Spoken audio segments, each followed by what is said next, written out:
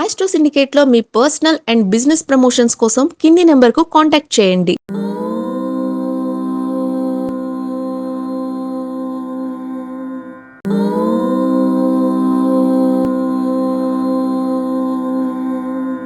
ఓం శ్రీ గురుభ్యో నమః.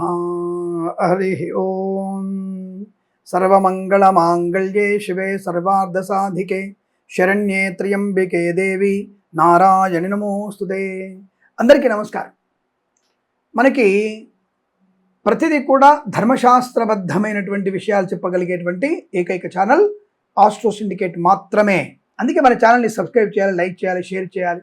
గ్రహ తీవ్రతను తగ్గించుకునే ప్రయత్నంలో ఒక్కొక్కరు ఉంటారు. వివాహానికి, విద్య కోసం, ఉద్యోగం కోసం, ఆత్మీయులతో కలిక కోసం, ఇలా అనేక రకాలు ఉంటాయి. అలాంటివి కొన్ని మీకు విశేషమైనటువంటి విషయాల్ని మీకు చెప్పగలిగే ప్రయత్నం చేస్తుంటారు. అలాంటిది మనకి 19వ తేదీ మే 19వ తేదీ మంగళవారం రోజున మనకి వస్తున్నటువంటిది. ఇంకా మొన్నే మనం హోమం చేసుకున్నాం. ఇది మన బ్రహ్మాండంగా మన హోమ కార్యక్రమం బాగా జరిగింది. అటువంటి హోమ కార్యక్రమంలో అందరూ పాలు పంచుకున్నారు. చాలా సంతోషం. అది భౌమ చతుర్థి. నిజం చెప్పాలంటే అంగారక చతుర్థి ఉంటుంది. దాని కృష్ణాంగారక చతుర్థి అంటే బహుళ పక్షంలో వచ్చేటువంటి మంగళవారం రోజున ఉన్నటువంటి చతుర్థిని కృష్ణాంగారక చతుర్థి అంటారు. శుద్ధమందు అంటే పౌర్ణమి ముందుగా వచ్చేటువంటి చతుర్థిని ఏమంటారు? మంగళవారం రోజున వస్తే భౌమ చతుర్థి అంటారు. ఈ భౌమ చతుర్థి కూడా విశేషమైనటువంటి ఫలితాన్ని కలిగిస్తుంది. ముఖ్యంగా ఎవరికైనా సరే కుజదోషం ఉన్నవారు, అలాగే ఇల్లు కొనాలనుకుంటున్నాం, స్వామి ఇల్లు ఆలస్యం అవుతుంది, అలాగే ఏమిటి తెలియదు స్వామి టెండర్ వస్తుంది, వర్కౌట్ అవుతుంది, నాకు ఈ పని అవ్వట్లేదు, కష్టపడుతున్నాను స్వామి, ఇది గుర్తుండటం లేదు, ఆటంకాలు ఎక్కువగా ఉంటున్నాయి, భార్యాభర్తల మధ్య ఎప్పుడు ఏదో ఒక రకమైనటువంటి చికాకులు వస్తున్నాయి స్వామి, కొన్ని పనులు నాకు పేరు ప్రతిష్టలు స్వామి, ఆ పేరు అనుకోవట్లేదు, కానీ సినిమా రంగంలో అవకాశం వచ్చినట్టు వచ్చింది స్వామి, నేను సెలెక్ట్ అయ్యాను, హీరోకి మెయిన్గా సెకండ్ లీడ్ నాది, ఫ్రెండ్గా సెలెక్ట్ అయ్యాను, నాకు అవకాశాలు వెనక్కి లాస్ట్ మినిట్ తీసేశాను నన్ను. ఇలాంటి వాళ్ళందరికీ కూడా ఇటువంటి భౌమ చతుర్థి కానీ కృష్ణాంగారక చతుర్థి కానీ బాగా ఉపయోగపడతాయి. కృష్ణాంగారక చతుర్థిలో కుజదోష నివారణ కోసం బ్రహ్మాండంగా పూజలు ఉంటాయి. భౌమ చతుర్థి రోజున కూడా కుజదోష నివారణకి మనం పూజ చేసుకోవచ్చును. తప్పకుండా పూజలు ఉంటాయి. ఏమిటా పూజలు? అంగారకం యొక్క పూజా విధానం. సుబ్రహ్మణ్య స్వామి పూజ వేరు, మళ్ళీ అంగారక గ్రహ పూజ ఉంటుంది. కాబట్టి అటువంటి పూజలు చేయడం వల్ల మనకి తప్పకుండా ఇటువంటి మంగళవారం రోజున వచ్చే కృష్ణపక్ష చతుర్థి ఏమో అంగారక చతుర్థి, ఇది భౌమ చతుర్థి అంటారు. ఇటువంటి చతుర్థి విశేషాల్లో కోరిన కోరికలు నెరవేర్చుకునే అవకాశం ఎక్కువగా ఉంటుంది.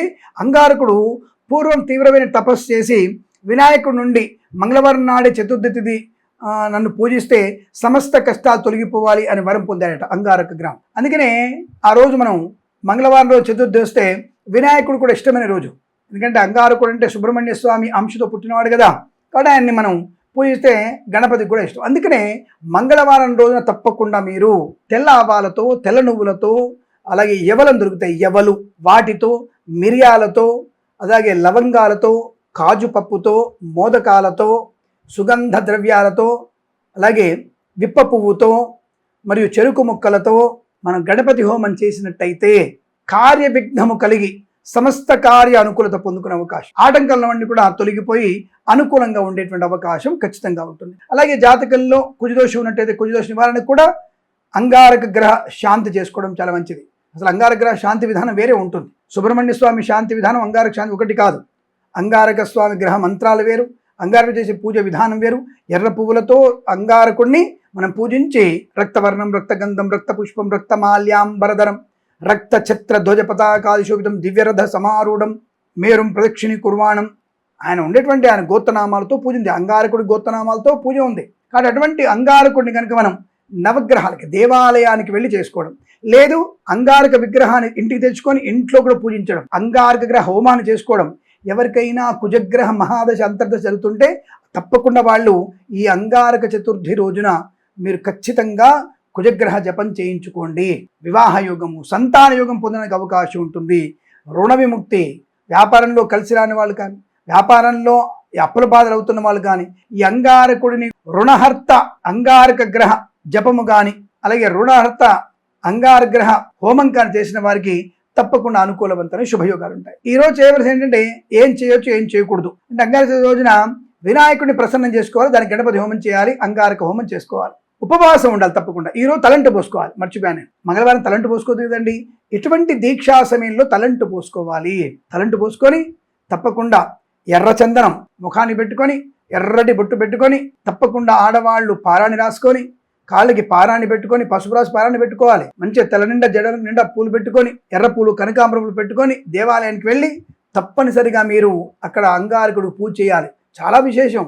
ఆ పూజ చేసిన తర్వాత మళ్ళీ బట్టలు మార్చుకోవడం అలాంటివి ఏం లేవండి. తప్పకుండా హాయిగా మీరు పూజ చేసి ఆ స్వామిని ప్రసన్నం చేసుకుంటే ధనము, రోగనాశనం, రుణపీడా పరిహారం, కుజదోష నివారణ, సంతాన యోగం, వివాహం కలుగుతుంది. కార్యసిద్ధి బాగా ఉంటుంది. వ్యాపారంలో కలిసి వచ్చే అవకాశాలు ఉంటాయి.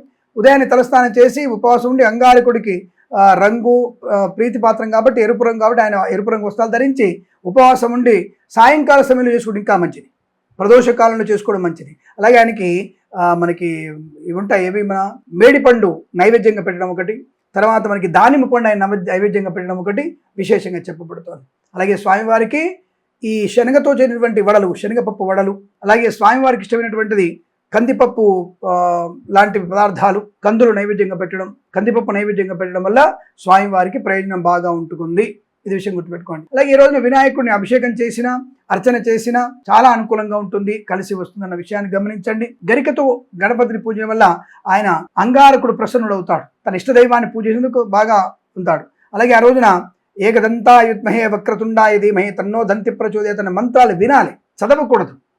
ఇవన్నీ కూడా లేదంటే మీరు గణేశాయ నమః, భౌమాయ నమః, అంగారకాయ నమః, ఏకదంతాయ నమః, భిన్నదంతాయ నమః, వక్రతుండాయ నమః, శూర్పకరణాయ నమః, హేరంబాయ నమః అన్న నామాలు చదువుకోవచ్చు. కానీ బీజాక్షరాలు చదవడానికి ప్రయత్నం చేయకండి, అది మంచిది కాదు. ఇక్కడ సంకష్టనాశన గణేశ స్తోత్రం ఉంటుంది, సంకష్టనాశన గణిత స్తోత్రం. అలాగే సంకష్టహర సుబ్రహ్మణ్య స్తోత్రం కూడా ఉంటుంది, అది కూడా చదువుకోవచ్చు మనం, బాగా ఉంటుంది. లేదంటే అందరూ కూడా ఓం అంగారకాయ నమః అనుకోండి. అంగారకాయ నమః అనుకుంటే నేను చెప్పింది జరిగి తీరుతుంది. మీకు ప్రయత్నం గట్టిగా చేయండి, అనుకున్నది సాధించే అవకాశాలు తప్పకుండా ఉంటాయి. పూజ అంతా పూర్తయిన తర్వాత ప్రదోషకాలను కానీ ఉదయం కానీ పూజ చేసుకొని సాయంకాలం మీరు తప్పకుండా ఎర్రటి వస్త్రాలు, బెల్లము, కందిపప్పు దానం చేయడం వల్ల కుజదోష తీవ్రత, అంగారక తీవ్రత తగ్గిపోయి సుబ్రహ్మణ్య స్వామి గణపతి అనుగ్రహంతో సమస్త ఆనంద యోగాలు పొందుకోవచ్చు. ఈ విషయాన్ని గమనించి ఎర్ర మందారాలతో, ఎర్ర పువ్వులతో స్వామివారిని పూజించి ధూప దీప నైవేద్యాలు సమర్పించిన వారికి అనుకూలవంతమైన శుభయోగం ప్రాప్తిస్తుంది. ఇది ఖచ్చితంగా చేయండి.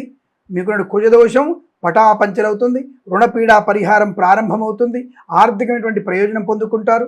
జాతక చక్రంలో కుజుడి యొక్క ప్రభావం అనుకూలంగా మారుతుంది. శత్రువుల్ని కాళ్ళ కింద పెట్టుకోవచ్చు మనం, ఇది క్లారిటీ. ఓకేనా? శుభమస్తు, అఖండ ఐశ్వర్యమస్తు.